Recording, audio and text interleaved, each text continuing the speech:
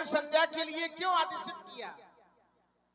कर भोजन मुनि वर विज्ञानी, लगी केहन कछु कथा पुरानी। भोजन करने के उपरांत पूज्य गुरुदेव भगवान कथाएं सुनाने लगे और कथाएं सुनाते सुनाते समय का कुछ पता ही नहीं चला कि कब सायंकालीन हो गया। गुरुदेव ने देखा कि ये दोनों बंधु कथा में मग्न हैं, कहीं ऐसा ना हो कि ये कथा ही सुनते रहे, संध्या का समय निकल जाए। आदेश दे दिया, जाओ राम एवं लक्ष्मण जाकर के संध्या करो, संध्या का समय हो गया है। बड़ा ही पावन समय है। विचार ये करता हूं कि संध्या कहते किसे, तो विद्वानों के द्वारा बताया गया, नित्यम शुद्धम निराभासम निराकार निरंजनम नित्यम बोधो चिदानंदम गुरु ब्रह्म नमाम्यम। बूढ़ा विद्या योग माया देहम ज्ञान संभवम उद्यासो प्रकाशेन गुरु शुद्धेन कथते। जब पितामह ब्रह्मा ने 10 मानस पुत्रों को जन्म दिया तो उनके वाम भाग से कन्या का जन्म हुआ। वह कन्या उस ब्रह्मलोक से अग्नि तल पर आने लगी जहां पर सप्त ऋषि यज्ञ कर रहे थे। वह कन्या उस यज्ञ में समाहित हो गई, प्रविष्ट कर गई और उस यज्ञ से एक ज्योति पुंजिका निकली जो निरंतर इस अग्नि तल से आकाश मंडल की ओर जाने लगी। भगवान भास्कर ने देखा कि हमारी आभा को, हमारी कांति को ये लज्जा देने वाली ज्योति पुंजिका कौन, तो उठाया अपना अस्त्र और उस अस्त्र से उस ज्योति पुंजिका के 3 खंड कर दिए। प्रथम भाग को रथ के आगे की ओर लगा लिया और द्वितीय भाग को रथ के मध्य भाग में लगा लिया और तृतीय भाग को रथ के पीछे की ओर लगा लिया। जिस प्रकार से भगवान भास्कर का रथ उदयाचल से अस्ताचल की ओर चलता है, उसी प्रकार हम प्रातकालीन संध्या और मध्यकालीन संध्या और सायंकालीन संध्या करते हैं। किसी विद्वानों के द्वारा और भी बताया गया, संध्या प्रकारे आत्मा नाम परमात्मा नाम हयंती योगी नाम यस्यायाम सह संध्या। जिस समय योगी लोग अपनी आत्मा में उस परमात्मा का ध्यान करते हैं, ऐसे सुंदर समय को हम संध्या कहते हैं। बताया गया कि संध्या करने से लाभ क्या हुआ करते हैं, तो जो भी प्राणियों से अनजाने से भूल से अपराध हो जाते हैं, उन अपराधों से मुक्ति पाने हेतु हम ये संध्या उपासन करते हैं। बड़ा ही पावन समय है। प्रिया लक्ष्मण मां देवी की उपासना की जाए।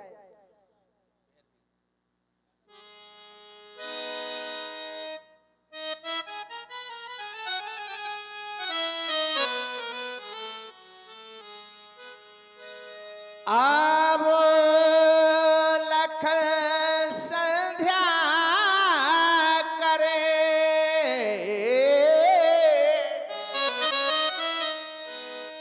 कि आवो लख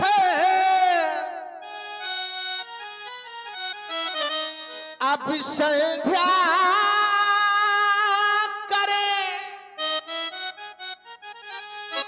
ये संध्या का पाठ पढ़ाना है,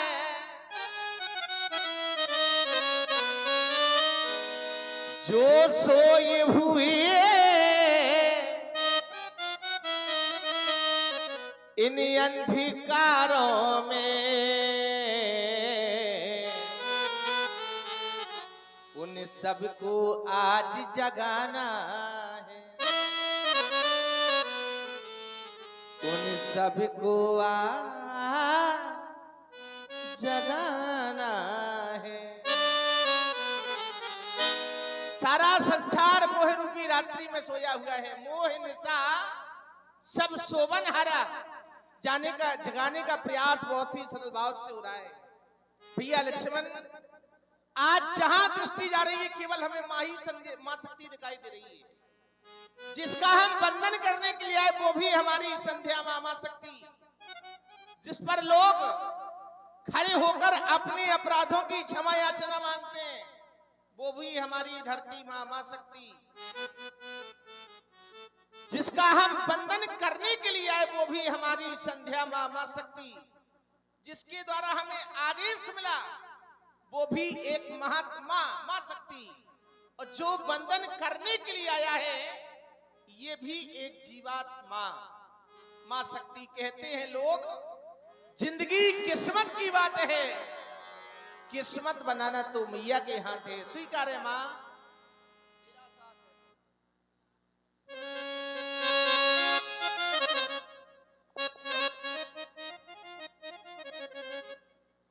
की संध्या समय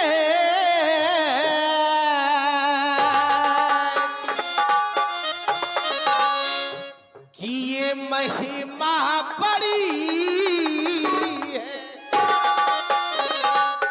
हर प्राणी को संध्या करनी चाहिए। बताया गया क्यों?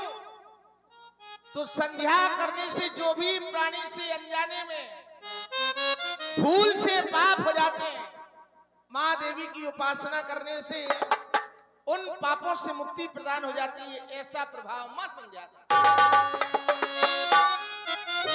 की संध्या समय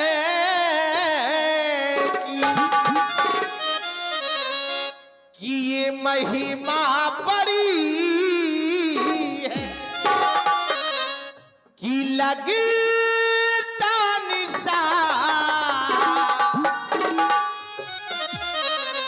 स्वागत को खड़ी संध्या समय।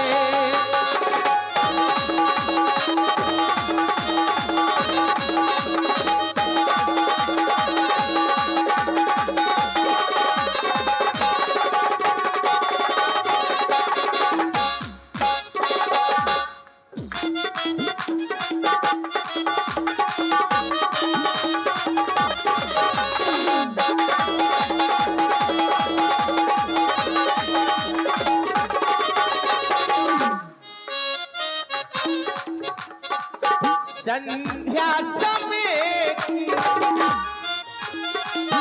महिमा बड़ी है।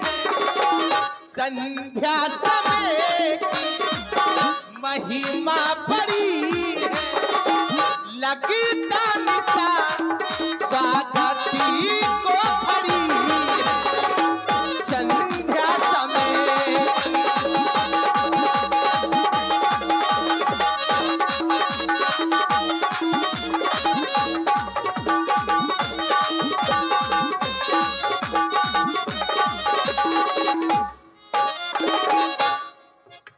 और इतना ही नहीं, संध्या का प्रभाव ऐसा है तो बताया गया, सम्यम ध्यायते यस्यायाम पीलायाम सा संध्या। कुछ लोग तो संध्या के बारे में ही नहीं जानते।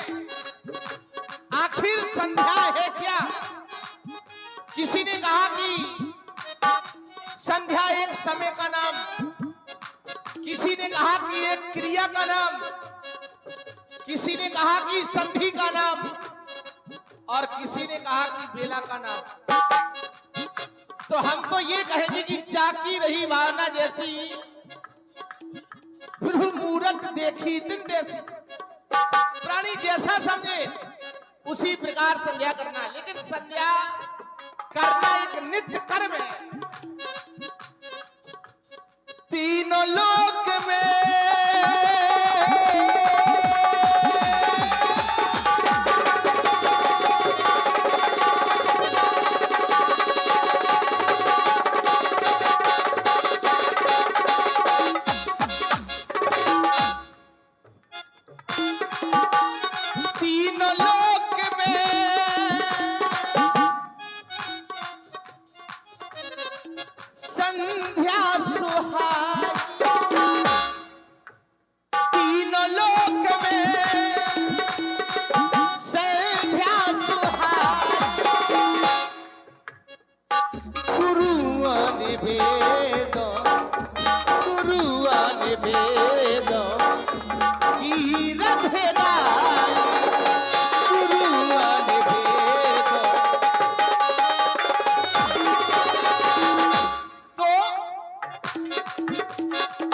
सुंदर सुहावना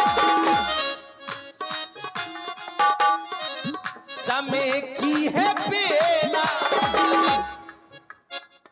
सुंदर सुहावना समय की है बेला, लगता निशा सागती को खड़ी संध्या समय, संध्या समय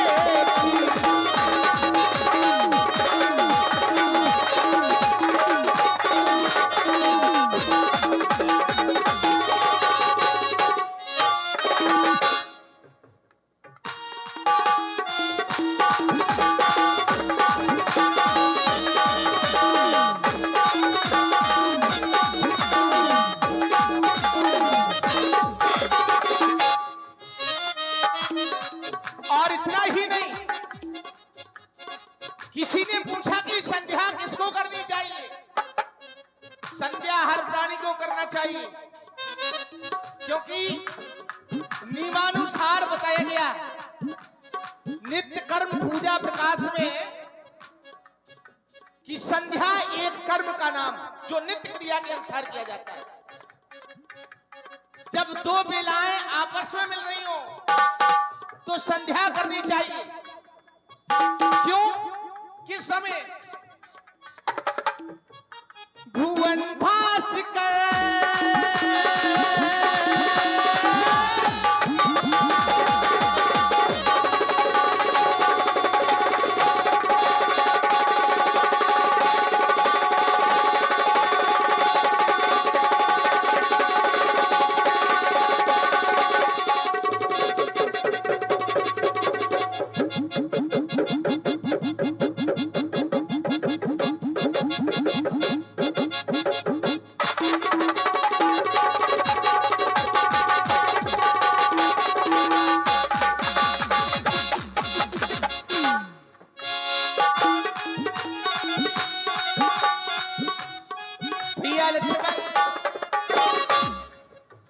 भुवन भास्कर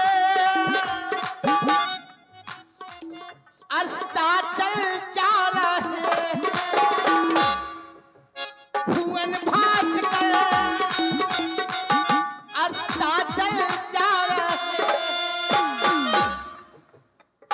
पशु पक्षी पशु पक्षी गीत गा रहे, पशु पक्षी।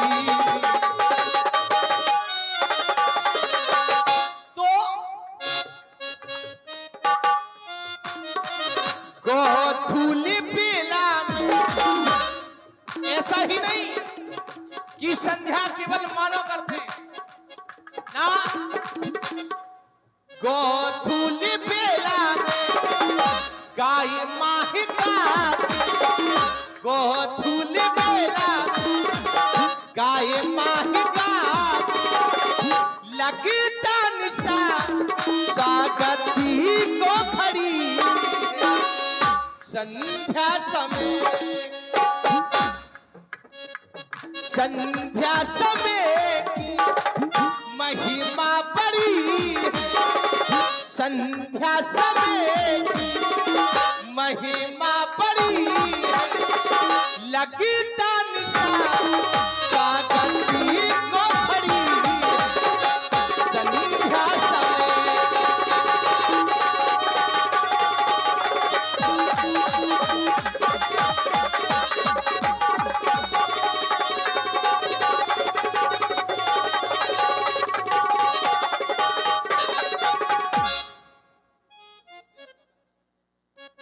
प्रिय लक्ष्मण, मां देवी का पावन समय चल रहा है।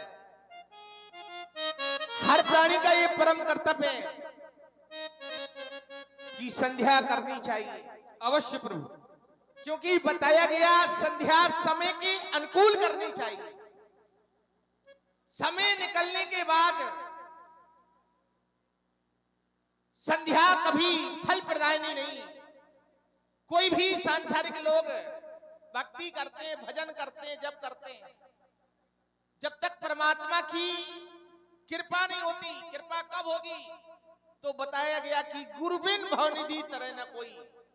जब तक इष्ट भी भक्ति को स्वीकार नहीं करते, जब तक प्राणी के जीवन में गुरु कृपा नहीं है, प्राणी के जीवन में गुरु कृपा के अनुसार ही इष्ट की कृपा शुभारंभ हो जाती है, तभी उसको भक्ति का फल मिलता है। आज बड़ा ही पावन समय, भक्त का भगवान से अटूट नाता है। भगवान को भी वही भक्त परम प्रिय है जो लोग अपने से ज्यादा भगवान का ध्यान रखते हैं। कैसे?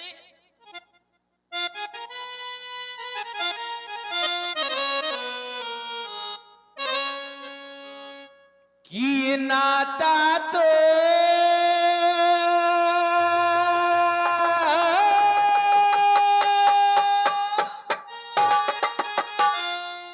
सभी को आता है,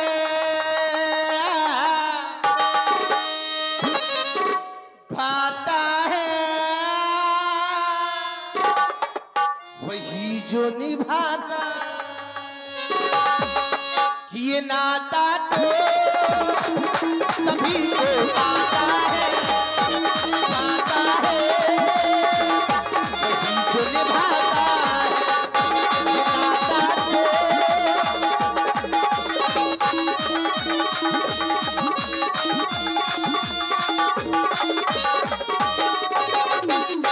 तो माँ विनती सुनिए मोरी मैया, गिरदार खड़ा रघुरैया।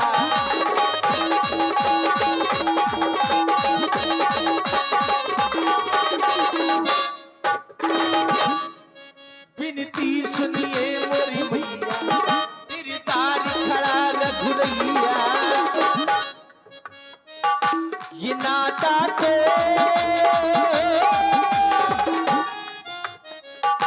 सभी को आता है, भाता है, वही जो निभाता। ये नाता को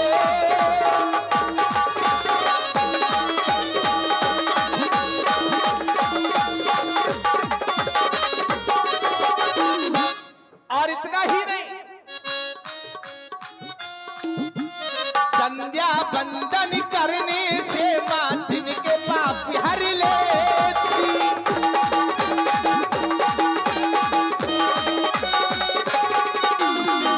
जो भी प्राणी माँ की उपासना करता है, माँ का ध्यान करता है, मात्र ध्यान से ही जो भी अनजाने से भूल से अपराध हो जाते हैं, उन अपराधों से मुक्ति प्रदान हो जाती है। ऐसा प्रभाव मां संध्या का।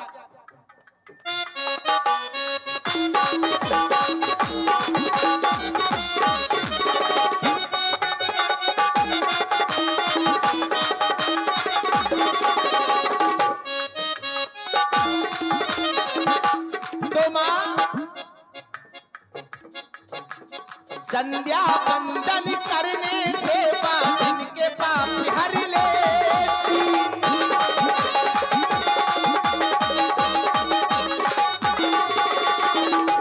जब सब पापों से मुक्ति प्रदान हो जाए तो होता क्या है? हो प्रभात इस जीवन का शोभा प्रकाश कर दे। हो प्रभात इस जीवन का।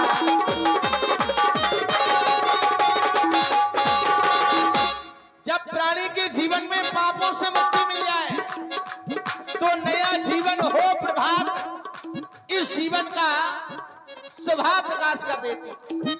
तो मां कर बालक की रखवाली, मैं बालक तू है माई। कर बालक की रखवाली, मैं बालक तू है माई। ऋषि मुनि जय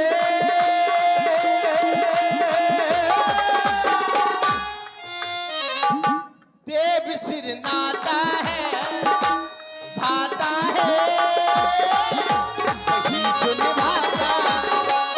ऋषि मुनि जय देव सिर नाता है, भाता है, वही जो निभाता। ये नाता तो सभी को आता है, खाता है वही जो निभाता। एक बार सभी लोग प्रेम से बोलिए संध्या मैया की जय हो। भैया लक्ष्मण तुम भी माँ के चरणों में श्रद्धा रूपी मन के सुमन अर्पण करो लाल।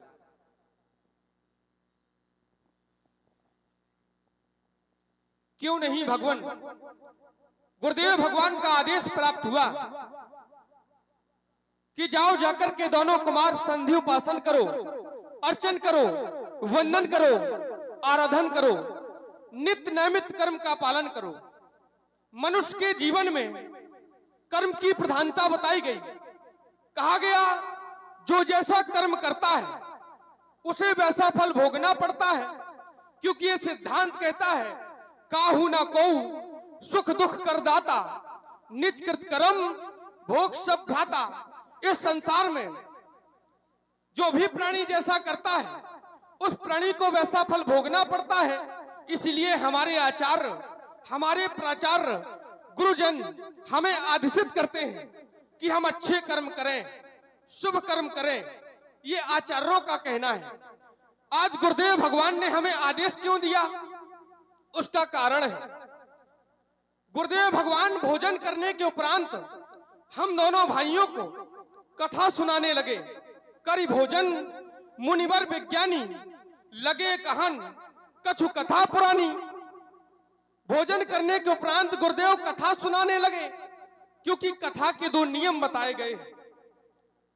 भोजन करने के बाद और शयन करने से पहले प्राणी को कथाएं सुनना चाहिए, और संसार का प्राणी कथा नहीं सुनता है।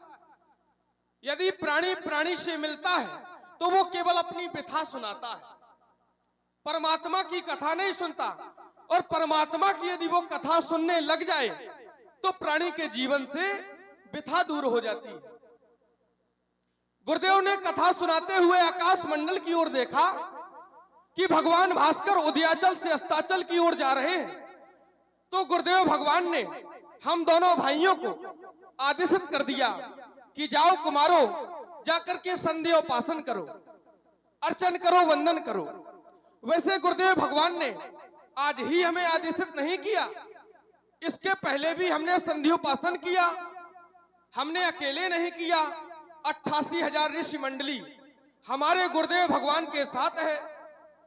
निष्प्रवेश मुनि आयुष दीना, सबही संध्या वंदन कीना।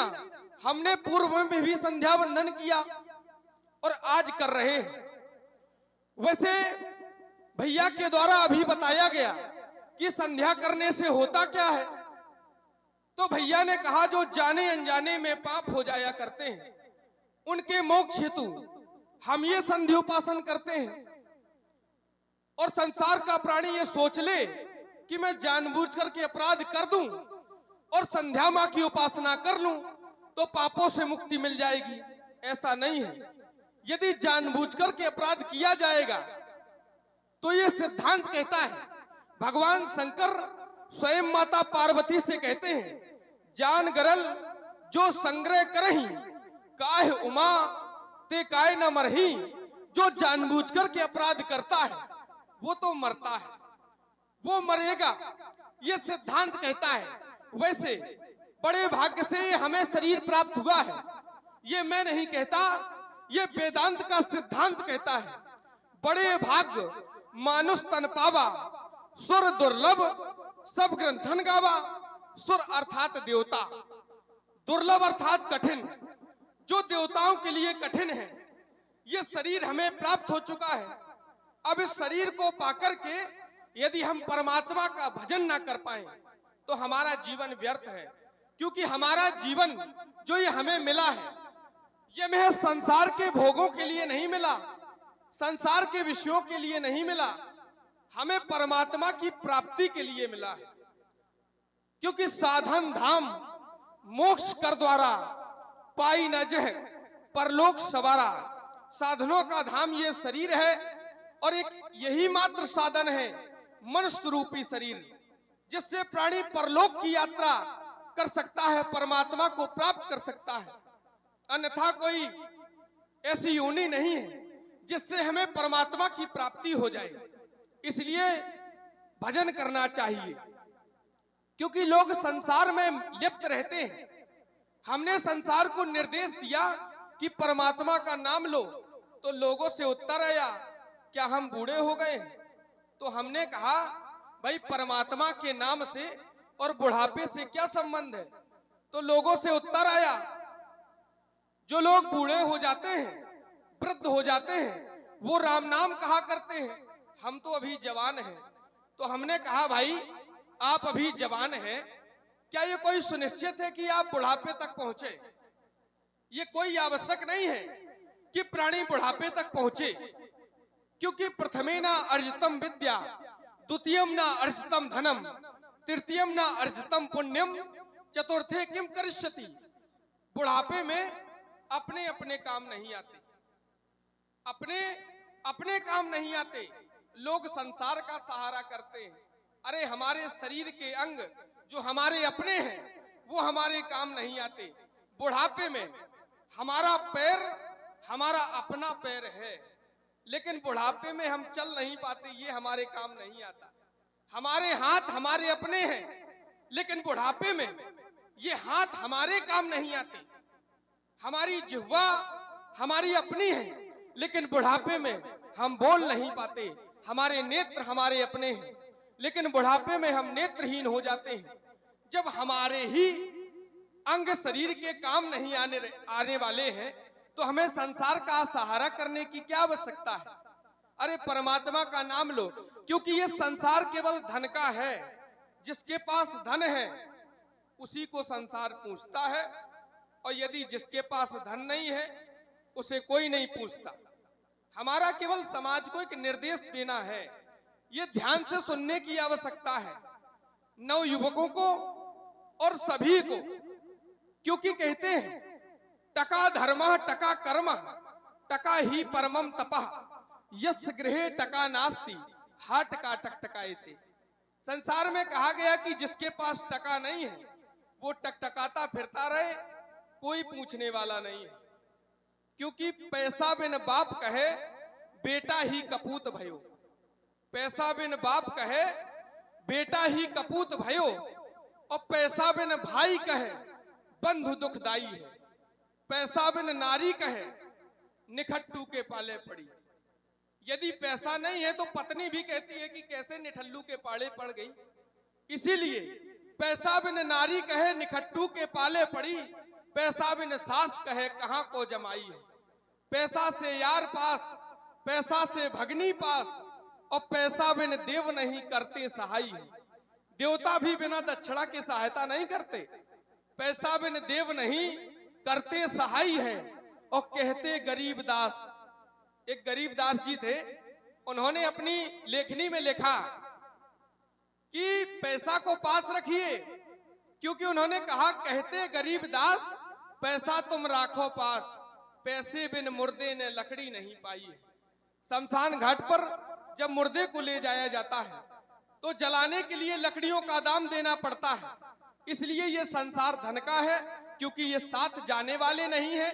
क्योंकि जो मित्र हैं, मित्र सब चलेंगे गंग के जल बिंदु पान तक, और अर्धांगिनी बढ़ेगी तो केवल मकान तक। पत्नी भी घर के दरवाजे तक जाएगी। द्रव्याणि भूमे पशुवश्च गोष्ठे, नारी गृह द्वार जना मसाने, देहर चितायाम परलोक मार्गे, धर्मानुगो गच्छत जीव में का। संसार में पत्नी भी घर के दरवाजे तक जाएगी, पत्नी भी घर के दरवाजे तक बढ़ेगी, और पुत्र हक निभाएगा अग्निदान तक। जो पुत्र है वो अग्निदान तक हक निभाएगा। इसके आगे परलोक की यात्रा में कौन जाएगा? तो कहते हैं भजनानुगो गच्छत जीव में का, केवल भगवान का भजन ही जाएगा। इसलिए परमात्मा का नाम लें, सभी लोग भगवान का भजन किया करें, क्योंकि परमात्मा ने ये कहा है कि जो प्राणी मेरे लिए एक कदम चलकर के आएगा, उस प्राणी के लिए मैं 10 कदम चलकर के जाऊंगा, और जो प्राणी मुझसे 10 कदम दूर चला जाएगा, उस प्राणी के जीवन से मैं 100 कदम दूर चला जाऊंगा। तो भगवान से दूर न रहिए, भगवान का नाम लीजिए। हे माँ, आपके चरणों में छोटा सा श्रद्धा सुमन समर्पित कर रहा हूँ, स्वीकार करें मैया। हेलो। और ये 50 रुपए का पुरस्कार रज्जू भैया